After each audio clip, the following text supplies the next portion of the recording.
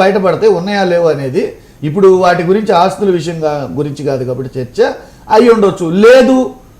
లేదు అల్లు అర్జున్ మీద రవిచంద్రారెడ్డి గారితో ప్రచారం చేశారని అల్లు అర్జున్ మీద గతంలో ఇచ్చిన స్టేట్మెంట్లు కానీ ఇవన్నీ మనం క్రోడీకరించి చూసుకున్నట్టు ఈ స్టేట్మెంట్ వరకు బాగానే ఉంది. ఓకే, గతంలో ఇచ్చిన స్టేట్మెంట్లు ఎన్ని పరిశీలించి చూసినట్టే అల్లు అర్జున్ గారి మీద వ్యతిరేకత ఉన్నమాట వాస్తవం.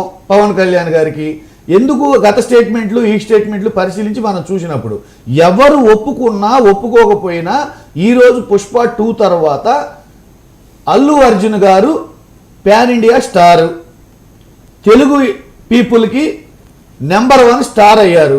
ఇది వాస్తవం. ఈ వాస్తవాన్ని జీర్ణించుకోలేకపోతున్నారా లేకపోతే సినిమా చరిష్మాని అల్లు వాళ్ళు తరలించుకుపోయారనే బాధ ఏమన్నా ఉందా అదొక విషయం. ఇంకా ఇక సెక్షన్ లోకి మనం పల్లె నిద్ర దగ్గరకు వస్తానండి. మీరు సంక్రాంతి తర్వాత మీరేది దానికి ఏదో పేరు పెట్టుకున్నారు కదా మీరు, పోరుబాట. ఆ పోరుబాట మొదలెట్టే లోపల ఈయన అనౌన్స్ చేశారు. సో మీకు సరైన సినిమా చూపించడానికి ఆయన రూరల్ ఏరియాస్లోకి వెళ్తున్నాడు. సరే, ఇప్పుడు మీరు పరదాలు కట్టుకుని వెళ్తారు, ఆయన నేరుగా వస్తున్నాడు సెక్యూరిటీ లేకుండా. సరే ఇప్పుడు వస్తే తెలిసింది కదా.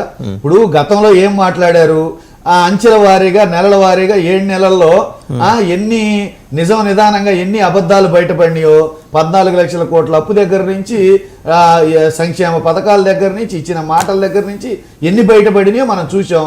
ఇప్పుడు ఈయన ప్రజల్లోకి వెళ్తే మేమేమనుకుంటున్నామంటే అంటే ఒక్కొక్కరు ఒక్కొక్క కోణంలో ఆలోచిస్తారు.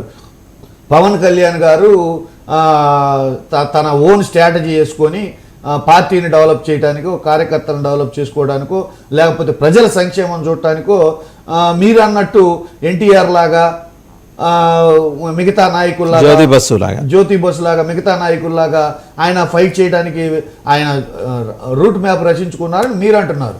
నేనేమంటానంటే ఎన్డీఏ కూటమిలో ఎవరు ఒప్పుకున్నా ఒప్పుకోకపోయినా చంద్రబాబు నాయుడు గారి కంటే, లోకేష్ గారి కంటే, బీజేపీలో పురంధేశ్వర్ గారి కంటే ఈయనకి చరిష్మా ఉన్నమాట వాస్తవం. ఇప్పుడున్న ఈ 7 నెలల పరిపాలనలో కూటమి ప్రభుత్వంలో గ్రామస్థాయి నాయకుల దగ్గర నుంచి చంద్రబాబు నాయుడు గారి వరకు, పురంధేశ్వర్ గారి వరకు ఎవరు ప్రజల్లోకి పోయి మెప్పించలేని పరిస్థితి. కాబట్టి పవన్ కళ్యాణ్ గారిని ఒక ట్రంప్ కార్డుగా వాడుతున్నారు చంద్రబాబు నాయుడు గారు.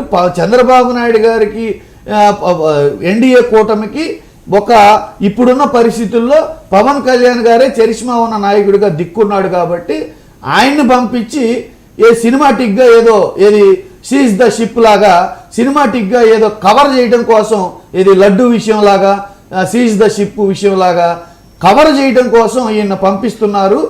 ఆయన చెప్పిన మాట తూచే తప్పకుండా పార్టీ పెట్టిన దగ్గర నుంచి ఇప్పటి వరకు చంద్రబాబు నాయుడు గారు ఏం చెబితే అది చేసే విధంగా, చంద్రబాబు నాయుడు గారు కనుసన్నల్లో నడిచే విధంగా గత చరిత్ర అంతా ఉంది. కాబట్టి ఇప్పుడు కూడా ఆయన స్ట్రాటజీలో భాగంగానే ఈయన వెళ్ళి ఈ ప్రజా వ్యతిరేకతని ఎంతో కొంత పవన్ కళ్యాణ్ గారు అయితేనే ఆ సినిమా చరిష్మాతోటి అయితేనే కవర్ చేయగలరు అన్న ఉద్దేశంతో ఆయన్ని పంపిస్తున్నారని ఎన్డీఏ కూటమి పార్టీ ప్రభుత్వం పంపిస్తున్నదని మేము అనుకుంటున్నాం. రైట్, ఒకసారి తెలుగుదేశం పార్టీ సీనియర్ నాయకులు జగడం సత్యనారాయణ గారి దగ్గరికి వెళ్దాం.